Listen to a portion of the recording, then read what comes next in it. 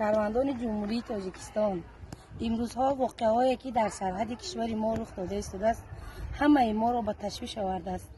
امروزها بینید که چگونه جوانمردان ما برای محافظت از وطن خود جان خود را فدا کرده ایستادند.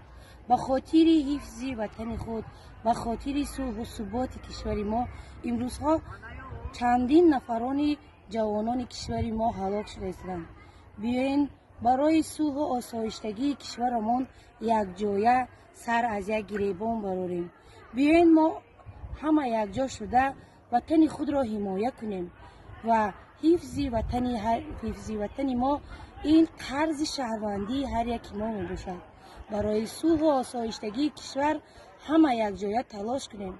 بگذار تاجیکستان آرام ما همیشه آرام باشد و فرزندان ما آرامانه در خانه هایمان با آسایشته زندگی کنند و آرامانه عمر به سر برند.